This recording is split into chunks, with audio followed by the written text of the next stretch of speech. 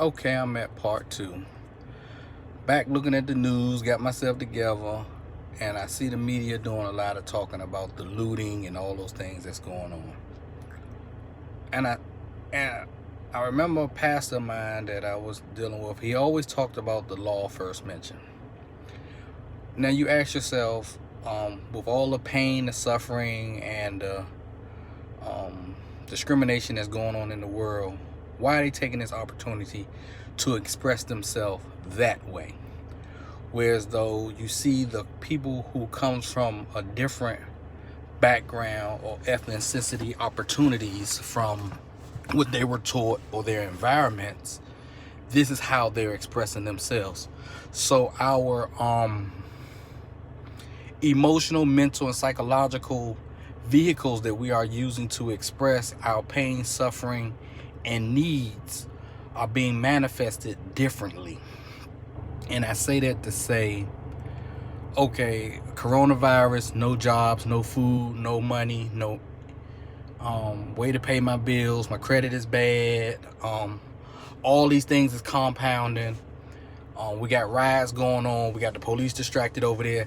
Let me break into this particular store, this establishment, take all these items out. I might be able to sell them so I can buy food and things like that to have on the table. Then over here, you got this other group of people who may have family that's well off, may have received their unemployment checks or stimulus packages and all those things. So they're not hurting for money, so they can sit back and comfortably sit here and have a peaceful nonviolent, because they don't have the same worries and frustrations as those people that's over there looting. I'm not condoning it. I'm not by no means saying that it is okay. I'm basically getting to the law first mention is the why. We're talking about how hurt the economy is, how hurt people are behind this discrimination and things that's consistently coming up over and over and over again, time after time. And we say, why? Well, America, we being rocked to sleep and we're doing nothing about it. You have society in itself. They say, okay, we're gonna give y'all some Section 8 housing. We're gonna put y'all in, give you some food stamps. You're gonna say, yes, sir, master. Thank you, master. We're gonna qualify you for food stamps. Thank you, master. And this, that, and that, with no end results. They're gonna continue to get the donations. They're gonna say, look, we gave you this. They're gonna pat you in the head. They're gonna tell you to dance for me, monkey, do this for me, do that for me. They're gonna continue to pay you and keep throwing you little crumbs on the table while they getting the line portions. I always get so mad when I look at the news, so I stopped looking at the news, because it's all these companies, big companies and corporations, talking about how much they donating and how much they giving, and then you'll always see a homeless person on the street. And I'm like, if I was a homeless person on the street and I'm looking inside of somebody's TV or at a store and they say they just donated $1 million for food, and I'm still hungry every day, why is that not getting to me? Like, what? It's a huge disconnect. And in this disconnect, it's like, and I understand business, like, for the most part, like I stated earlier, people backgrounds and opportunities make their influences different, their experiences different, so therefore their reasoning becomes different. So because their reasoning become different, the tools in which they have to justify their behaviors and their actions have a totally different toolbox than those who decide to use destructive means to express those same sentiments. With myself being able to flip back and forth, I know what my limits are, so therefore I choose not to go and put myself in volatile situations, because I know I'm gonna go too far. I'm not comfortable with being downtown protesting, the police shoot stuff at me, and I'm not able to shoot nothing back at them. So I'm not gonna put myself in that particular environment. So I don't understand that. So I stay completely away from those type of modes of expression, because it's too many moving parts that you can't control. Now the things that I can control is, okay, one thing that makes everybody listen is money. It's a lot of African Americans and people who sympathize with us, who have a lot of money, that why don't we open up our own bank. This was talked about before. Open up our own bank. Take all our money out of these institutions, out of all their banks. Open up our own banks. We have a lot of people who have all these different degrees. They're lawyers, they're doctors. Start our own community, start our own network, start our own charters, our own security companies, our own food distribution centers, our own everything. And therefore, they have to do business with us. Now, as far as the legal legislations part of it, let's get our senators, legislators to get rid of our credit. Make sure that if they want to make reparations and try to heal all that's broken and give the black people, black America, the same opportunities. And it's not only black America, because from what I understand, there is no nationality that haven't endured slavery.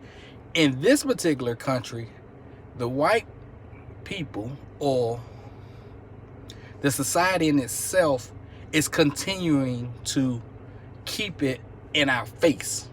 That's what I'll go with.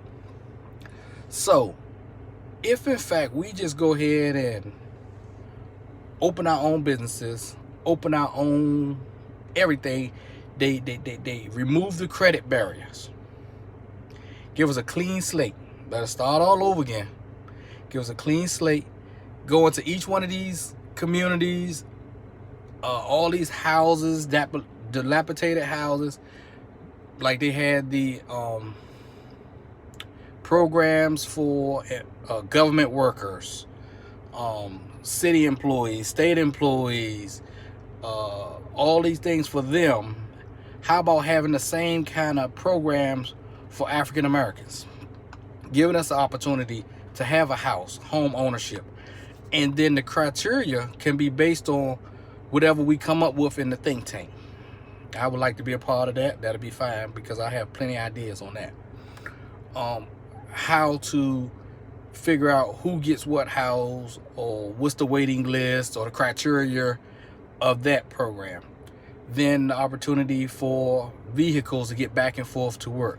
See, because the way you have the credit set up, we weren't taught years ago how to do credit and our money, and we messed it up a long time ago. So now, these years down the road, we're constantly dealing with the impacts of it. So, and all these years we keep saying that we're dealing with the repercussions of slavery. Well, credit is a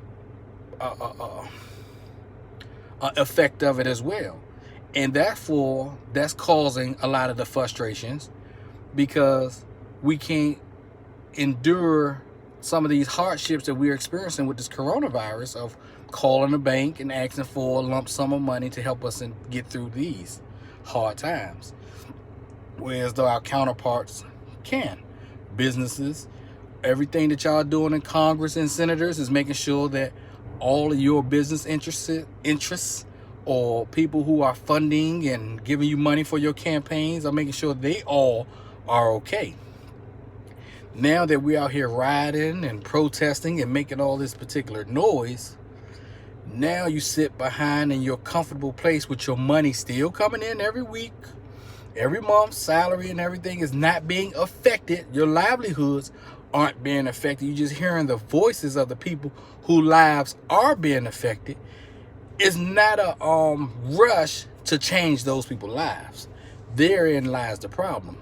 The rush, or something that will give an immediate impact that will change their particular lives, or change our lives, because I won't disclude myself, is the issue with the credit to allow the opportunities for lending and decent rates. So you think about the big picture of this.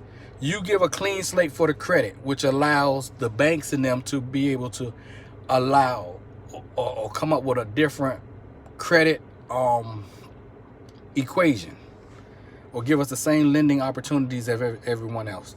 So therefore, we're able to buy a house, buy a car with the same interest rate. So we can be able to afford nice houses. We can afford nice cars. We can afford to take out a loan and pay off some of our debts and be able to pay for it fairly without these predatory lending practices.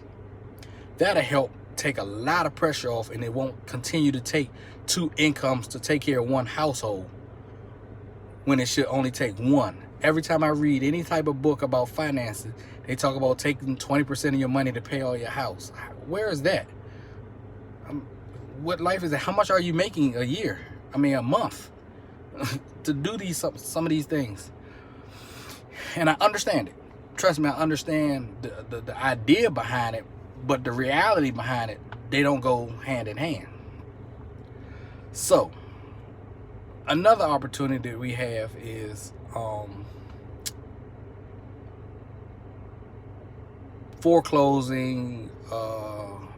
That the court system have a lot of backlogs on properties that they seize and all these other things, and you trying to figure out what to do with them in auctions, because right now the government is trying to figure out what to do with all of the economy, boosting the economy back up. And then in that same breath, you got an issue over here with the American people of how they're being treated, and coming up with money or some type of way to help us or give us money to appreciate all the things that we've been going through, when you're sitting on surpluses of money in the Treasury Department, items and assets of things that you seized, homes, all these things, and everybody have earned different places in their life, being African American, jobs, colleges, things like that. I'm not saying that, and I ain't saying giving us no handouts and things like that either. Even though affirmative action, some people turn their nose up at it. It was very helpful and allowed people to get in some places that they wouldn't. They don't appreciate how great it was until those who didn't have it there losing their lives on the street behind police officers, turning their back at their counterparts, killing your brothers and sisters who use affirmative action to even get an opportunity to get on the force, to get a job. So, with that being said, and my conclusion, one way y'all can fix this, Mr. President, Mr. Senate, senators, legislation, is remove the credit barriers. Let's go ahead and attack the credit. Get the credit out of the way so that African Americans, we can all get a clean slate. Clean slate.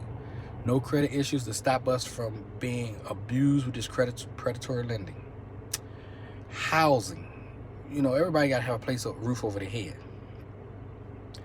All these houses and penny houses and everything that you're always looking at, having these programs for government officials and state, county workers and things like that, have a program for African Americans to be able to take advantage of all the dilapidated properties that you have in the country. I mean, they're all over the place. Another thing, African American people, you have been making a lot of money. We get together for all these multi-level marketing platforms, and I made this money, I did this money, and we ain't sticking together for nothing except when it's time to come together to cause destruction or brag. We'll bring that destruction together, be focused, have your MLM, let us open up some type of big corporation. Start off with having our own bank.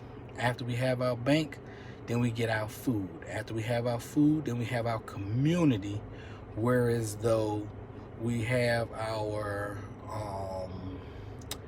cars, we lend to our cars, like they got the Carvana thing. We can do something like online, buying cars and stuff from each other to keep our money flowing within the same community.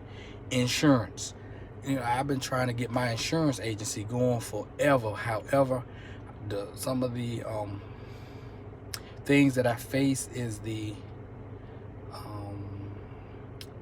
I guess the other big companies that's been here longer, Pocketbook longer than mine, have more marketing dollars to invest in it. You know, and I accept that. Pocketbook ain't long, it ain't long. It is what it is. However, they can't take away what I know. So you know what you know. Oh, and I'm glad I doubled back on that. I went downtown, sat with the board, got my insurance licenses, got my real estate licenses. So if in fact those processes are in place to get licenses in order to interact with the public on those particular levels. How about implementing something like that for the police departments, so that they are also have to be an accountability for them? Because most of the time when we do interviews, we have to take some type of mental test to see if we have the mental capacity to deal with our customers on the sales level, management, and all those things. So you should be able to devise some type of Briggs and Myers test to see about their fairness on segregation and discrimination and all that. So it'll help you see how they act. With that, I think I covered a lot of different things. I probably can go on, but 15 minutes is more than enough. This is David, Macticious Delicious, on my channel. You have a great day. And the next channel I'll be talking about is peer pressure in our schools. Kids, y'all don't need to go through that at all. There is nobody better than anyone, because we're all in this same struggle together. All it is that we're expressing our fears differently than someone else. I'm just intimidated by something else differently than you, so therefore I'm masking that fear with this. Until next time.